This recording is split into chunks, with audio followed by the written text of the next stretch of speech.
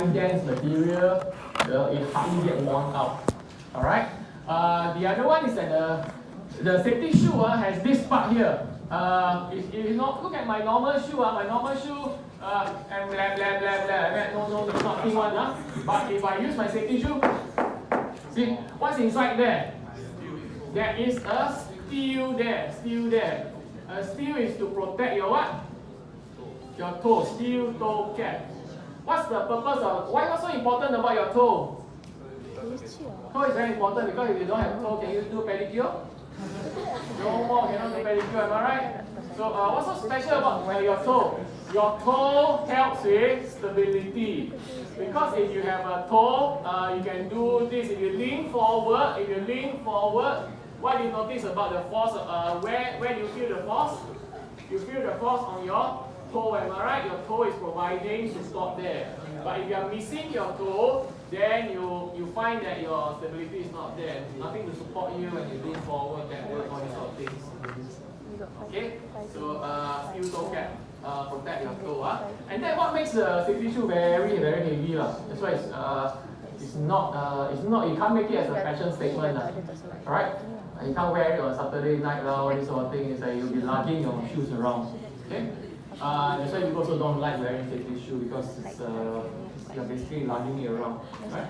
But you have to in those industry where a lot of nails, things can fall on your shoes, all these sort of things.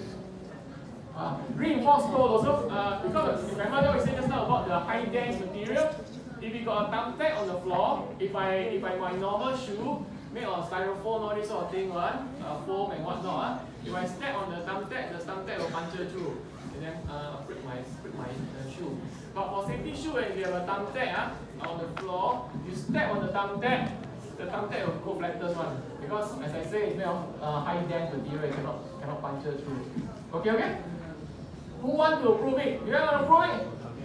If you want to prove it, we have thumbtack on the floor, let's you wear this, let's you walk through it, and then you wear your sandals over the thumbtack. Alright. Okay. Sometime in the, but shoes are made of what, guys? Rubber, am I right? Rubber are not so electrically conductive, am I right? And because we are always walking, when we walk, there's always a what? Friction, am I right? There's always friction, so static discharge will build up. Not good if you are in the chemical industry when vapor are present, all this sort of thing. Yeah? Or in the electronic plant where microchips, delicate things easily get damaged by static discharge. So in those kind of industries, sometimes you can put outsole. This is what I call outsole. You just attach it to your sole. Outsole. They are made of rubber, but they are much more conductive. So any charges that move to and fro will quickly be transferred back because they are more conductive. Alright, so no charge will be accumulating at your shoes and therefore your body because they are more conductive. They will get transferred away quickly. Okay? This is what I call outsole. There you go. See what happens if you don't wear your safety shoe? See? Right. This has happened outside your CPP there. The technician was lifting out the drainage there, the metal thing, and it's so heavy. Then the hinge was damaged already. Then he was wearing your normal shoe like that, your normal shoe, and then the hinge come down on him and then crush his toe there. See the buat there? Right? But if he had worn the safety shoe, would he get the buat? No, because the steel toe cap would have protected his toe. Okay? So don't underestimate the fact of needing a safety shoe. Accident happens when you least expect it. Alright, so you have to have a culture of wearing your PPE because you just don't know when accident will happen. Alright? Different, same as anything else, different kind of shoe for different environment. So if you have, if you walk in the wastewater treatment plant, you want to have the higher shoe like that, higher, alright? and thread pattern in those wastewater treatment plant one, it is even more thready, am I right? It's even more, the coefficient of friction is even higher. Alright, because those places are even more slippery, am I right? Because it's constantly wet. Alright? And in those environments, do they have tongue or not? This kind of shoe, do they have tongue? Do you know that your shoe has been talking to you all your life? There you go, this is the tongue of your shoe. Alright, it's talking to you, but you just want to listen. Please stop stepping on shit. Please stop stepping on shit.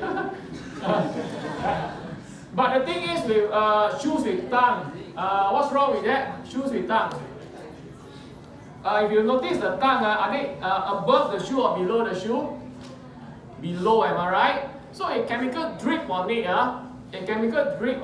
because they are on the lower side there. The chemical can accumulate inside this region of the tongue here because it's lower, and then sink into your inner shoe, right, where your leg is. Okay?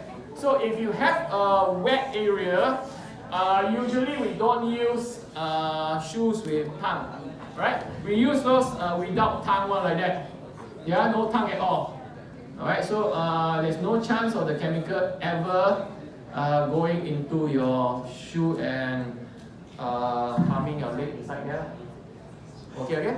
Then of course this one here, you notice that they are like that one, they are all sewn one, so they are not like having metal part clipped together and whatnot. If you have metal parts here and whatnot, they are coated with resin. So in case things blow up, this metal part don't become fragments. Okay. So there you go there. Yeah, coated with those things. Yeah.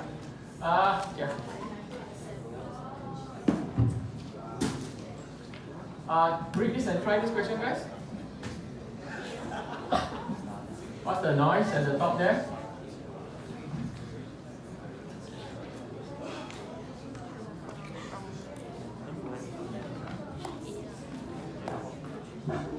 No recording, guys, please. Let's you just be nice because let's you bring all these things and show you. Your other teacher never bring this. Let's you be nice, let's you bring all these things and demonstrate to you, and then you take picture and put in the internet, say let's you the clown. It's like next time you know what you're trying to tell your teacher, don't bring things and show you, is it? What's the answer, guys? Not suitable chemical industry because of there's a tongue there that can channel the chemical into your inner legs there. Alright?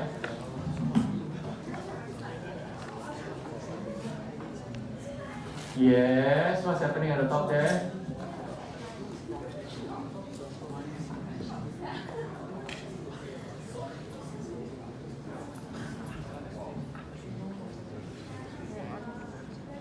Okay. Right, respiratory, depending on which environment you are in, you will need different types of protection. Yeah? Is it that your environment has no oxygen, or is it a very dusty environment, or is it an environment where it has a lot of toxic gas? Alright, so depending on what kind of environment that you are in, make sure you choose the right kind of breathing protection. Yeah,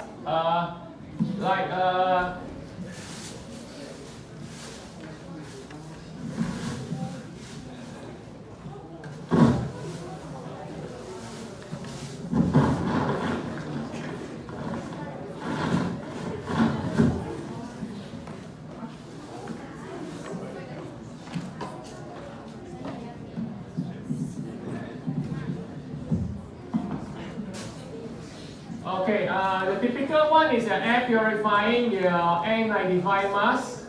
Your N95 mask, fiber one, so they filter out those particles in the air.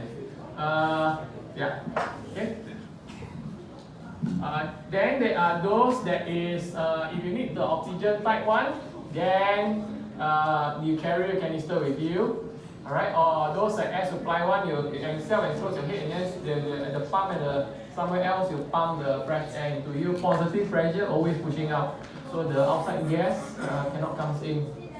could be those filtering one. If you want to remove particles, then it's this. If you want to remove gases, then you wear those with a lot of those cartridges like that. Cartridges contain substance that help remove all those toxic gas. Commonly, kind of things inside your cartridges will be your activated carbon. Activated carbon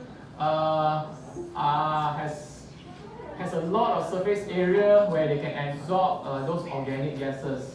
Alright, that's why you can see it's black in color because of the presence of those activated carbon. Yeah. Okay. There you go. See, what do you think it is?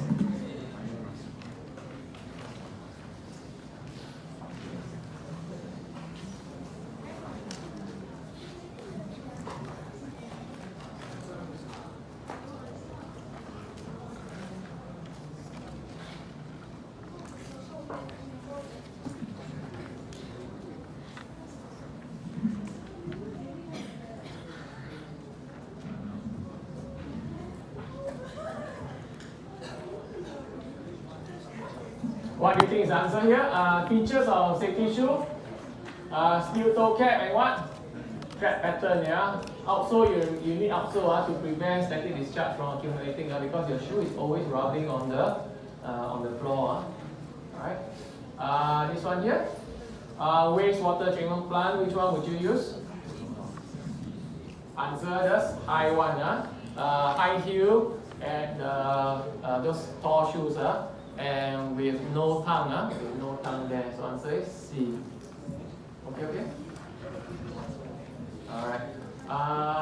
Selecting safety glove. Which one would this be?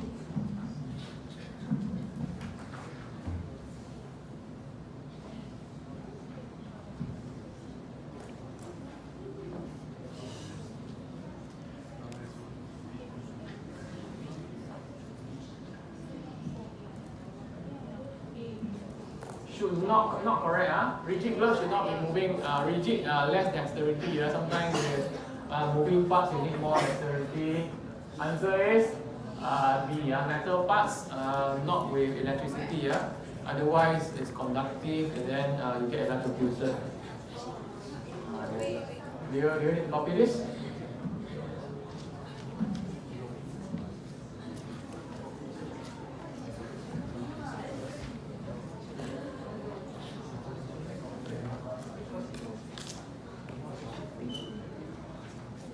I tell you something, guys.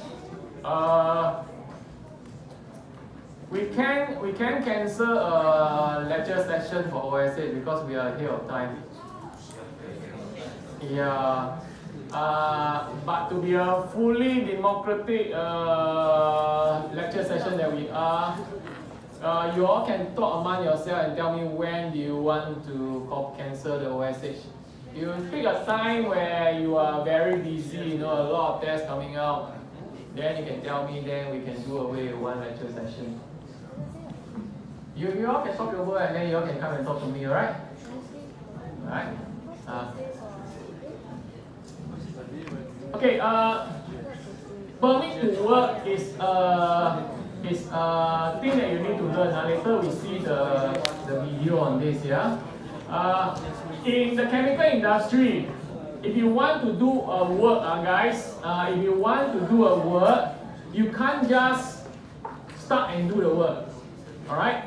Because some work could be hazardous. Some works, for instance, involve like welding, naked flame, all this sort of thing.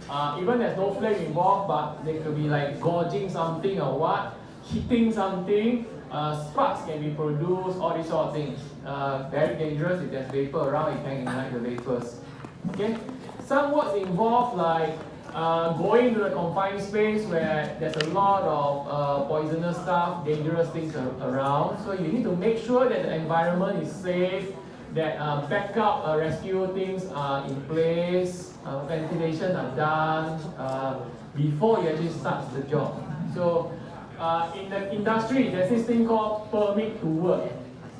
And hot work permit is one of the subset of permit to work. Hot work means you want to do work which involve heat generation, sparks, welding, all this sort of thing, or confined space entry permit. Just another one of your permit to work system. Confined space is the you've done your PDL. It's enclosed space. Ventilation is very poor. So if toxic gas is produced, it doesn't get ventilated away. It stays there. It accumulates. Flammable gas can accumulate also. And if you go inside there, you can be overcome by all those sort of fumes. So there are things that you need to do before you can go into these places, and that's why you need permit to work. It comes with all this checklist there. Have you ventilated? Yes.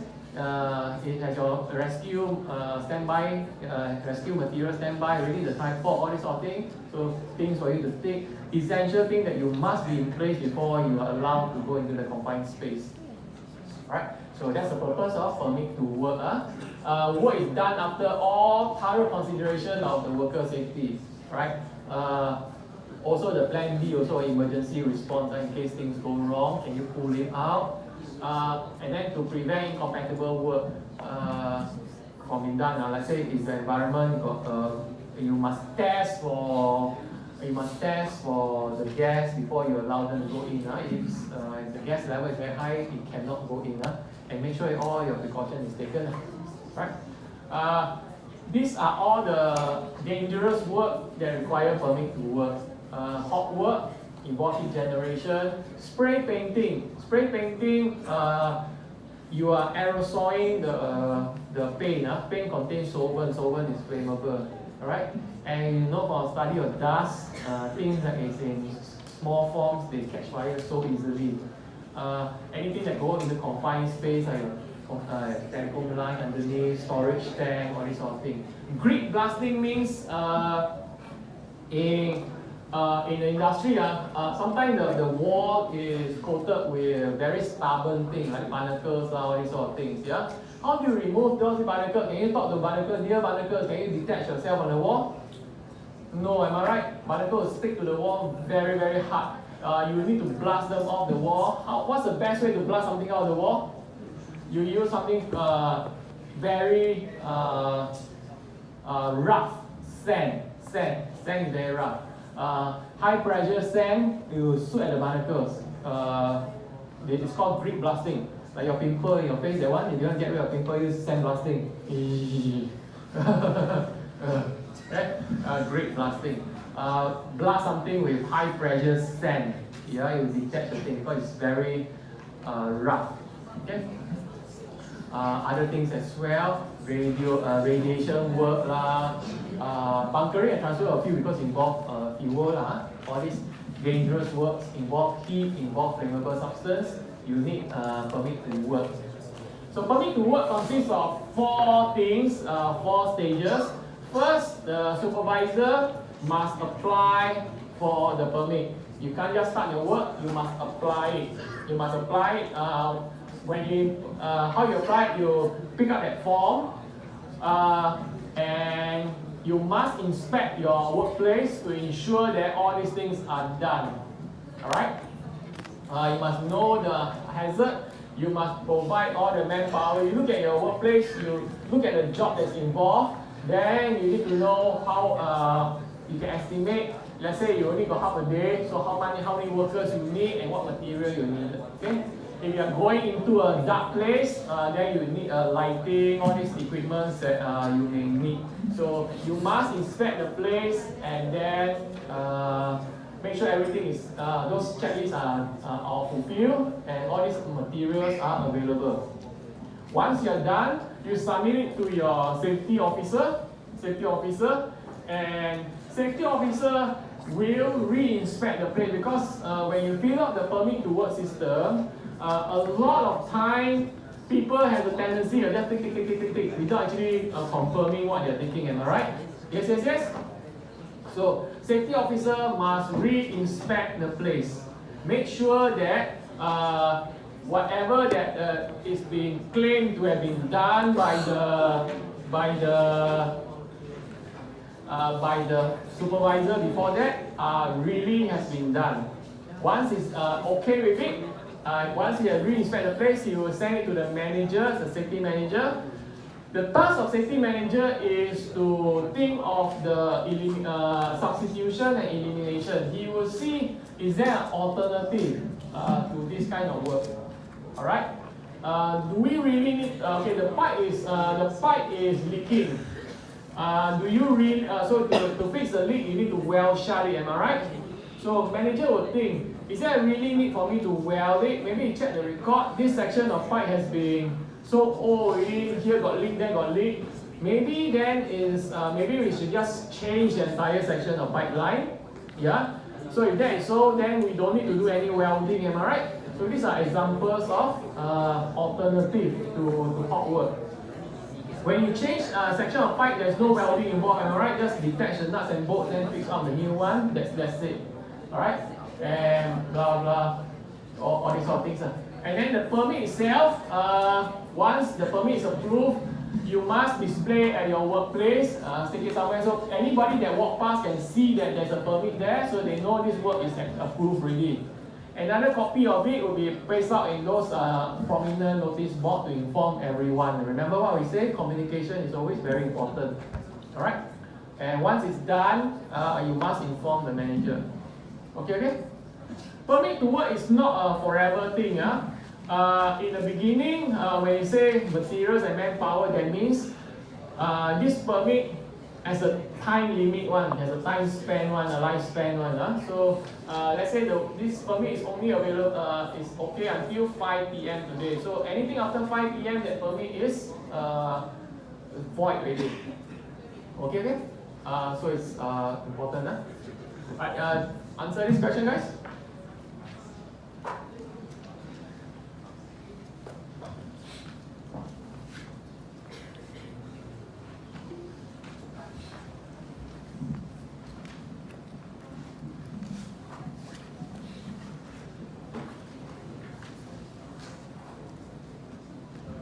By the way, what class is having a UO lab after this?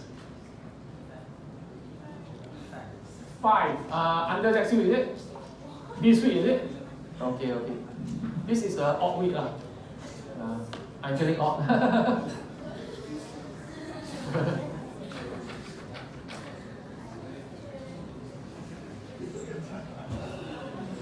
The lab is 3 o'clock. 3 o'clock. What's the answer, guys? Answer is supervisor. Alternative. Who thinks of the alternative, guys? The manager, am I right? It's the manager that thinks of whether there's an alternative to this kind of work or not. Alright? There you go. Okay. Next. Okay, so this permit to work, all this sort of thing. One of the area where permit to work comes in will be like your confined space. Alright, confined space, before you go into confined space, you need a permit. So permit to enter a confined space. And people die in confined space all the time. You can see here, people die in confined space all the time. Confined space are defined by the confined space are not small spaces. A lot of times people think confined is a very small place. That's not true. Confined space can be humongous, unlimited space, like your telecom line running from one end of Singapore to another end of Singapore. Could be like your sewer line running from one end of Singapore all the way to Changi wastewater reclamation plant there. Could be like your storage tank, chemical storage tank. Yeah. Things that is not meant for people to go in one. Like for instance, telecom line is meant for what? For the wirings and whatnot, am I right? Electrical cabling, all this sort of thing. Storage tank is meant for what? Store chemical, am I right? So it's not meant for you to go in one, it's meant to store chemical. So it has very little entry exit at all for you, okay? There's no door, there's no window because it's not meant for you to go inside there and stay. Alright? There you go. In fact, this limited space entry exit, most of the time you don't even have an entry exit, you only have a manhole, one manhole for going and one manhole to come out from there. Right? There's no even proper door, proper entrance and whatnot. People die all the time in a confined space. Why do people die in a confined space? A lot of time is because of gases. Alright? we are all human, am I right? What's the nature of human being? Human being, what's the nature? We are visual animal, am I right? Yes, we are all visual animal. You see a handsome boy, oh, I like. You see a handsome, pretty girl, I like, all this sort of thing. Visual animal. So just like gases also. If I can't see a gas, I can't see it, I can't smell it, then naturally our alert level will be low, am I right? Because I can't see it, I can't smell it, so my brain will tell me, hey, look at me in front here, it looks so empty, it must be safe, so it's okay, let's go in, because we are visual in nature. So then we go in, and then it's not true. Inside there, although it looks colorless, odorless, but it may contain harmful gases that are odorless and colorless. Such as what? Your methane gas. Your methane gas, is it any color? No color at all. Does it have any odor? No odor at all. Right? So there you go. Same with, for instance, H2S. H2S, hydrogen sulfide, may have smelly, rotten egg smell in the beginning at the very low concentration, but at high concentration, H2S overwhelm our sense of smell. So at high concentration, you also cannot smell H2S. Alright?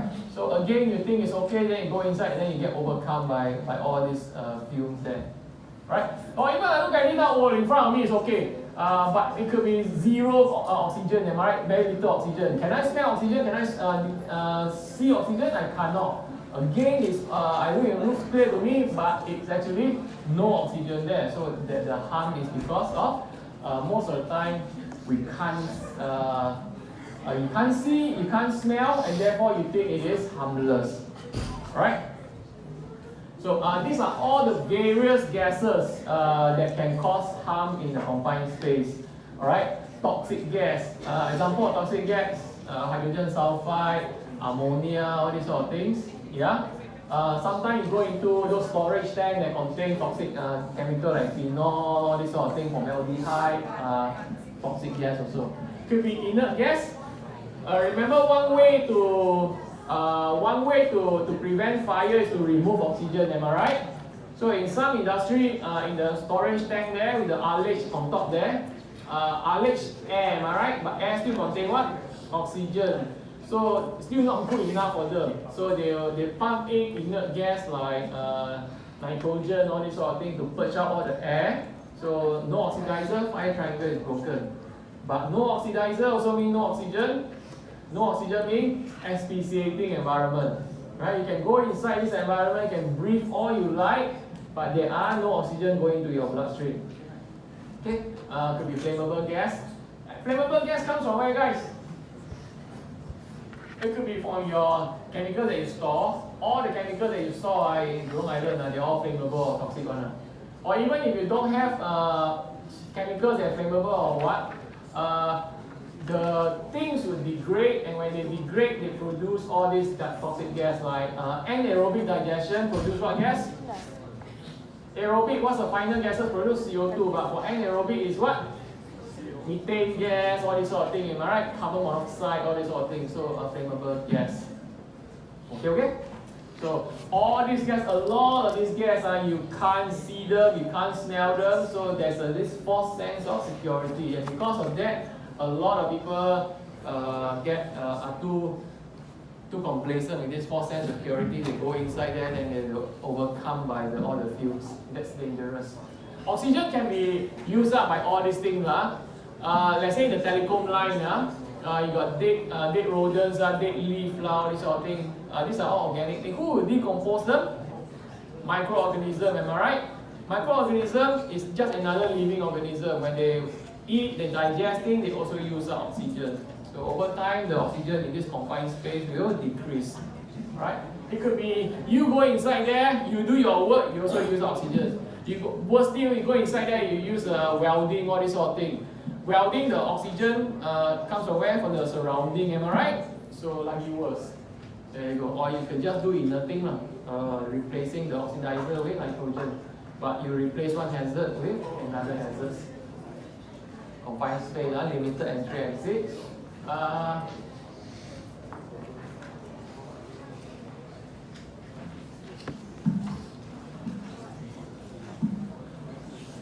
want to show you a video.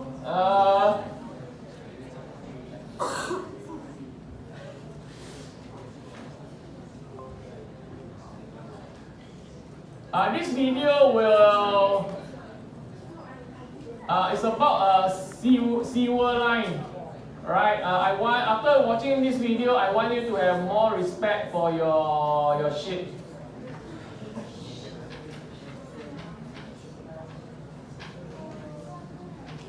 Let me find it first. Can you all find it for me? Yeah, check under movie.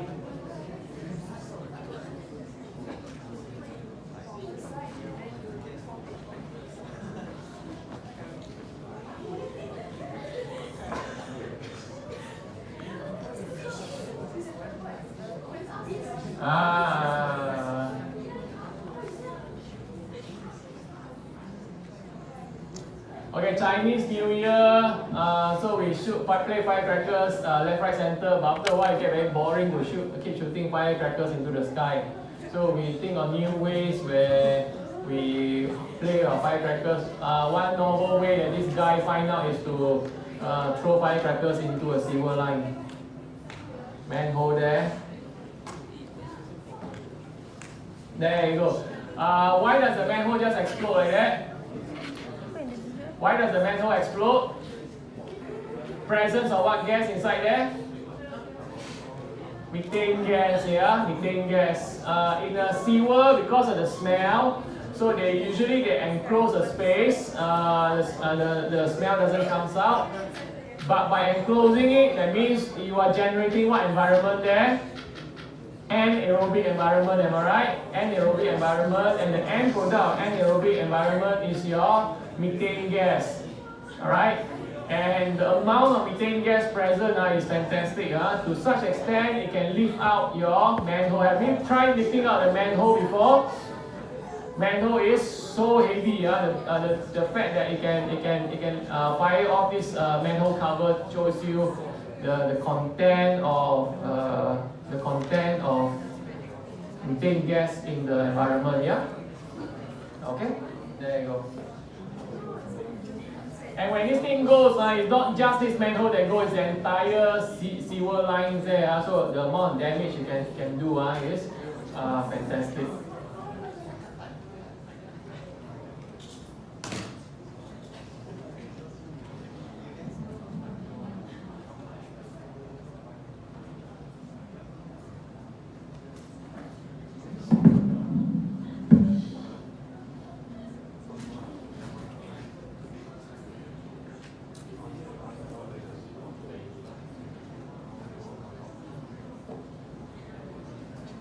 Hang on, after showing the video, the whole thing hang a bit already.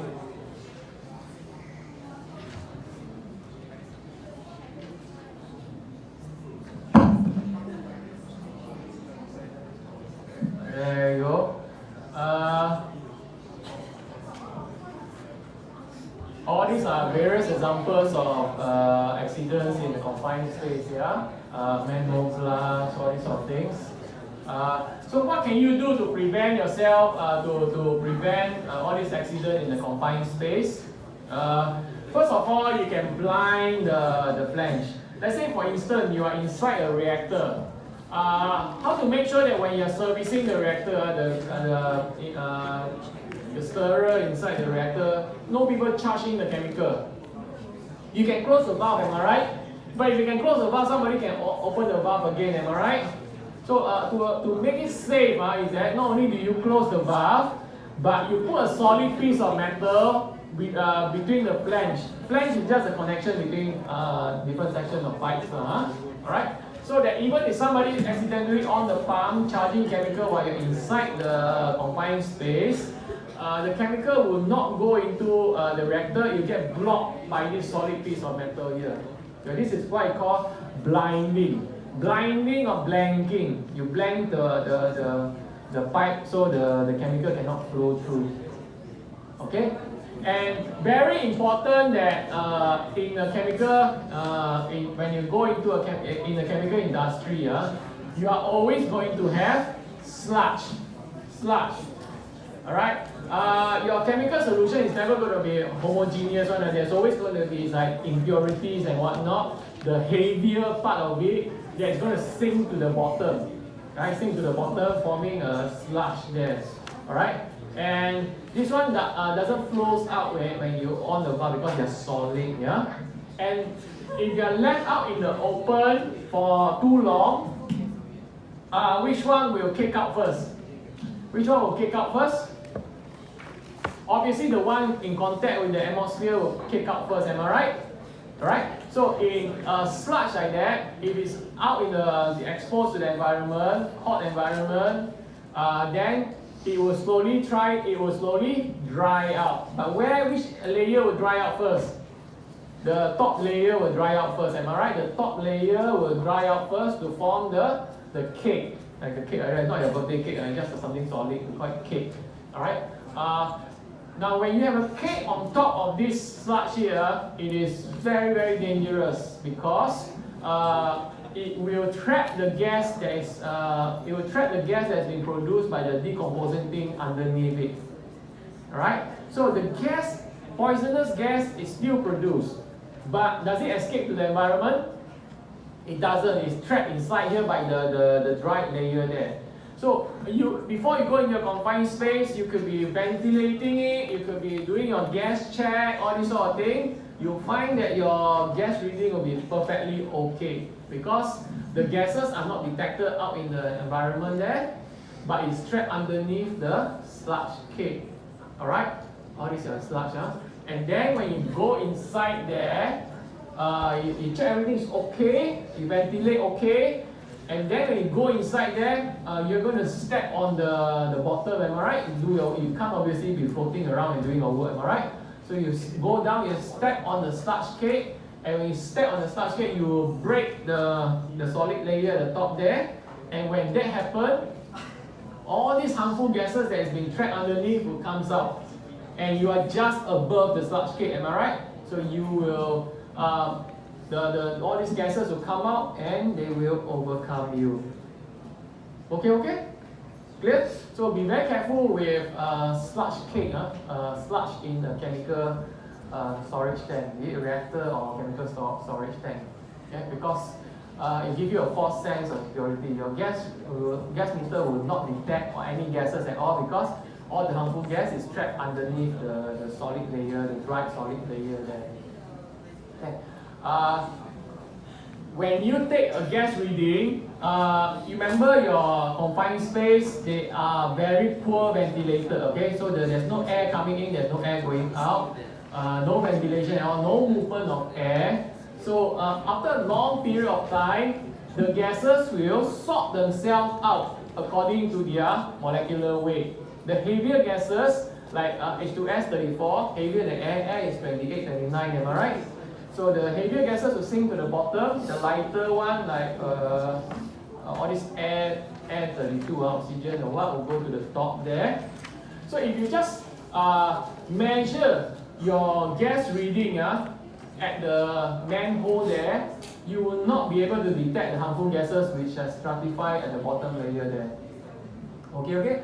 Or even if you measure every meter, but you don't measure at the isolated corner, the pockets there, is also not going to help because then when you ventilate, you can ventilate all you like, but the isolated corners are not being ventilated. So when you do your gas check, you must do your gas check.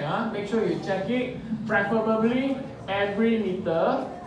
Make sure you check at isolated corners as well. Make sure you check at suitable intervals. When you go in at the beginning, oxygen is still okay, am I right? But when you go inside and work, you use up the oxygen. So over time, oxygen will decrease. So you must continue to check every few hours. No more than 6 hours. Okay? Or you could have taken the reading at the beginning of the day when it's during the morning, when it's cooler. But as you continue to work, the sun comes out, more harmful gases get involved. the gas composition will change. So you cannot take the reading at the beginning. Okay, okay? What's the noise? What are the gases level that allow entry into the confined space? Oxygen must be between 19.5 and 23.5. We are not Hollywood. You don't die when the oxygen is 0. You die when oxygen is anything less than 19.5.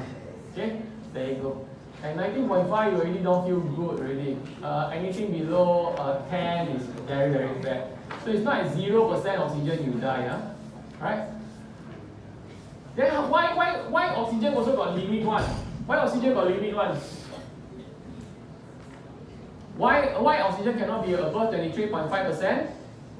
Because oxygen support combustion, am I right? It support combustion. So if you have very high amount of oxygen, that means your explosive range, all this sort of thing, your flammability limit data are all not correct one, right? So you don't want your oxygen to be too high because it can skew all the flammable limit of your flammable gas. Flammable gas must be less than 10% of the LEL. What do you remember of your LEL, guys? What is LEL? Lower what? Lower elephant limit? Lower English limit? Lower explosive limit or lower flammability limit? What do you mean by lower explosive limit? Below which what will happen? Below the LEL what happen, guys? Below the LEL, not enough flammable vapors are present, am I right? Yes, yes, yes. So by right, anything below LEL, the thing will not ignite really, am I right? So why then do we set at 10% LEL? That means we don't allow entry even if it just drop below LEL. Entry into confined space is only allowed if it's less than 10% of LEL. Let's say methane, the LEL is 5%. But it doesn't mean that 4.9 you can go in already. It must be less than 10% or 5%, which is 0.5%. So it's allowed only if the gas reading show a methane level of less than 0.5, which is 10% or 5%. Why do we set so low? Why do we set so low? Because flammable gas usually come from where? Some liquid, am I right? And flammable gas are usually from volatile liquid. That's why they can form gases easily. So volatile liquid, little bit of change in temperature can cause the liquid to vaporize very easily. So you want to give yourself ample margin of safety. Okay, ample margin of safety, just in case that little bit rise in temperature causes a much higher change in, much greater increase in those flammable vapor. So 10%. So let's say methane gas is 0.4 now. Can I go into the confined space? Can or not? It's 0.4% volume by volume. Can I go into confined space? Yes, I can because it's less than 10% a year. Am I right? So when I'm working inside there, temperature, sun comes out, then my methane gas triple in volume. So it becomes from 0.4, it becomes 0.8, 1.2. Is it dangerous, 1.2? It is still below the 5% flammable limit, am I right? So although it has triple, but it's still within the safe limit. So I have a lot of safety margin. Okay, okay? Alright, toxic gas usually not so volatile, so anything below the permissible exposure limit is good enough. Alright? But different places practice different things. Some people say, some of your research show 50%. So you just show me where you get all this research from. Shipyard worker painting the tank of crude oil. You notice that when this guy brought out, does he even look like a human at all? He's being what? He's coated with what? In there it's totally black, you know. Means what? It collects into a oil sludge at the bottom. Yeah, oil sludge. So he was working in a place where there's still sludge at the bottom. Yeah. So it must have went in and the same thing happened. The step on the sludge, break the sludge cake, the gases comes out and overcame him, and subsequently he died. Confined space, lack of oxygen. There you go.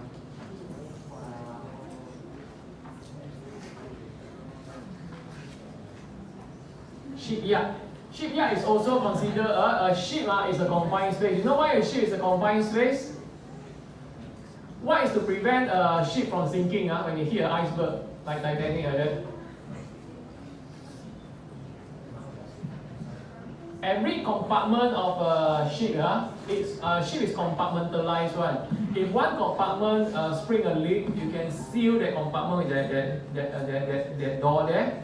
Okay, you can seal it so the water won't go to the next compartment and flood the next compartment as well. But by doing so, that means every compartment is a confined space, because once it's closed, then there's no ventilation, no nothing, am I right? Otherwise, the water will just seep through, alright? So dangerous, And more so in this case is in this one these gases can come from anywhere. Right? In this case, the gases come from where? The gases come from where?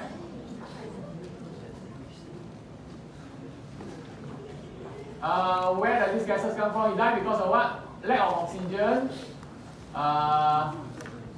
Confined space. Lack of oxygen.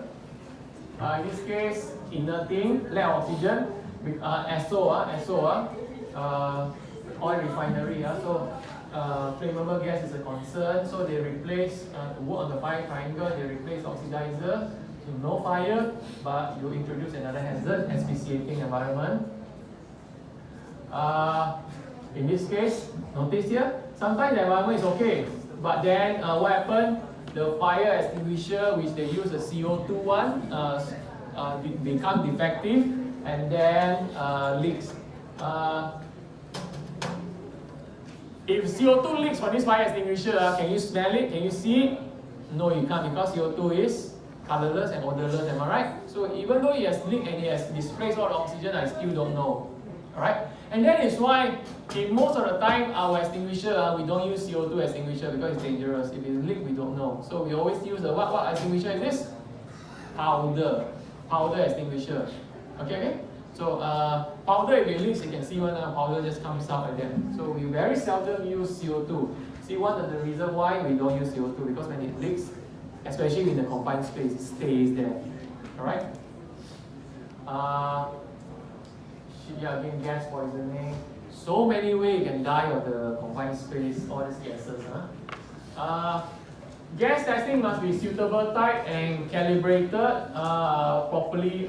Suitable type. Look at this one again. Besides him stepping on the sludge cake, beside him stepping on the sludge cake, what other mistake did he make? What other mistake was made here?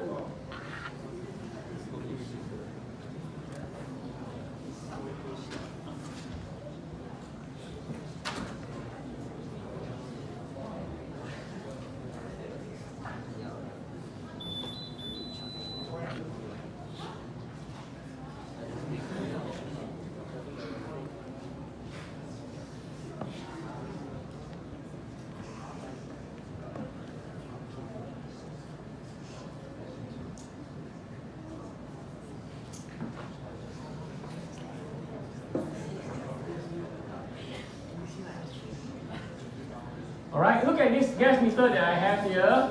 What is it measuring?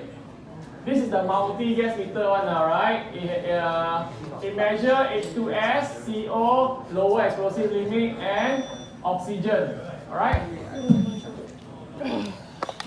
But in this one that they were using, what were they measuring? What was the problem here? It was overcome by what? Hydrogen sulfide. The gas meter was used for what only, guys?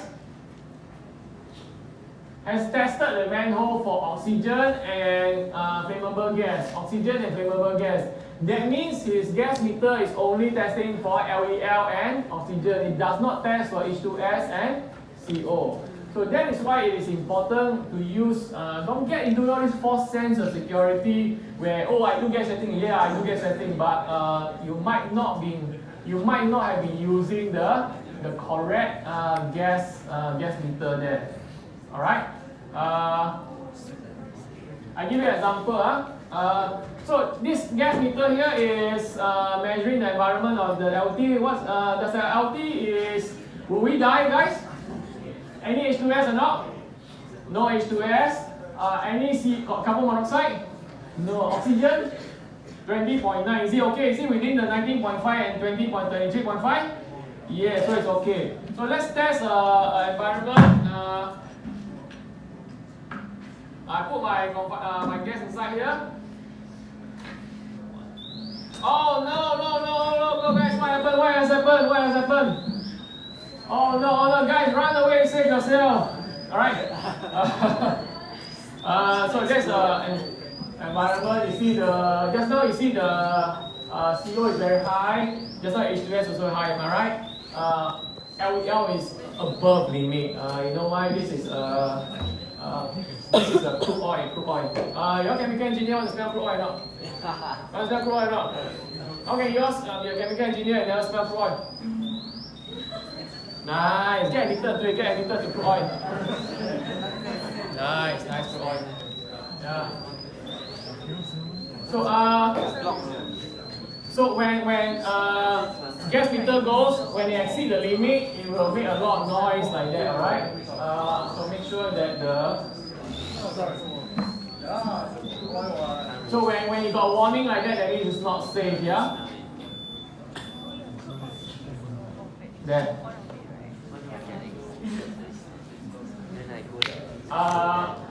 Ventilation, very important as well.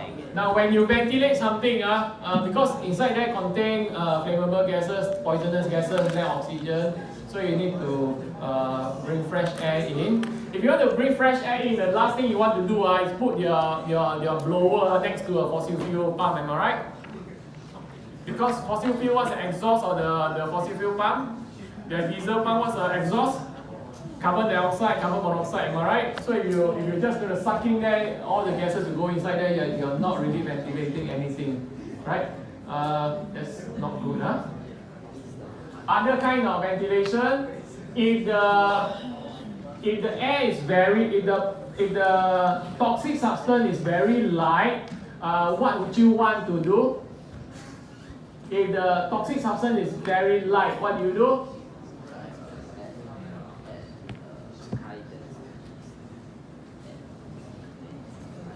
Where would you be sucking? If the substance is very light, where would you be sucking? If the substance is very light, the poisonous gas is light, they will accumulate at where? At the top, am I right? They will be accumulating at the top there. So your suction should be at the top there. Alright? Ideally, in a confined space, you should have two things. One is the suction, one is the blowing in. But a lot of time people only do the blowing in and whatnot only. Right? But in this case, assuming it's ideal, if the light gas, then you should be sucking from the top. Let's concentrate on the sucking only, because all the poisonous gas is at the top. Now, if the poisonous gases, the harmful gas is heavy, you should be sucking from the where? Where will be the poisonous gas? Maybe at the bottom, am I right? So your suction should be at the bottom. Okay? The other one will be just the opposite, right? When you are doing ventilation, make sure it's always diagonal movement from one end to the other end. If your blowing is from here and then your suction is here, then they're just going to go inside here and come out here, am I right? Yeah? This is a dead zone, nothing is ventilated. So it must always be diagonal.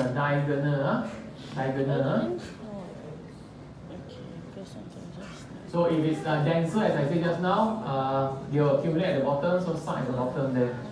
Alright? There you go. Permit to work, blah blah blah. Now when you do gas testing, be careful. Your confined space, sometimes when you open the manhole, if the gas is very light, what will happen to it, guys? It can rise and it can accumulate near the manhole there. So the area around the manhole sometimes is also can have can have those not suitable environment, okay, lack of oxygen and stuff like that. So people die all the time. Pump room. What is there in the pump room, guys? Diesel pump. What do they produce? Carbon monoxide, carbon dioxide. Am I right? So displace all the oxygens and blah blah blah in the air there. Can you tell me what's this? What's the answer?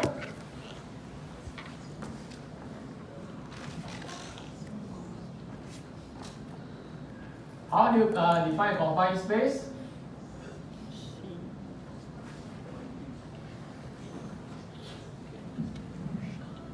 Does confined space only have one door, guys?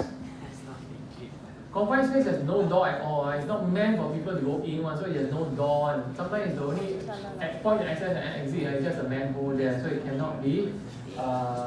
Has not been cleaned for at least a year. Some manhole has not been, some confined space has not been accessed for years. You know, like if you have no business there, you shouldn't be there. Okay. Okay. Let's. You want to watch some video now? Okay. But I don't think I can play. Let's try it out, just in case. Yeah.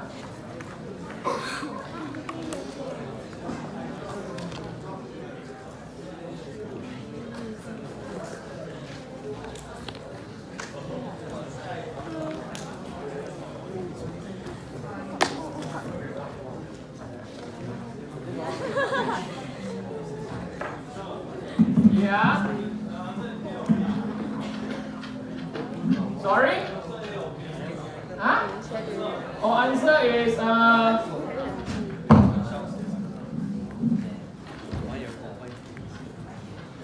answer is A, 2 and 3. Confined space has not been cleaned for, it can be many years, yeah?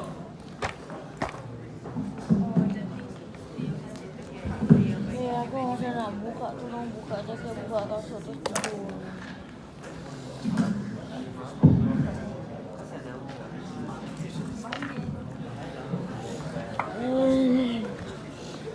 I'm a hijab for a bit.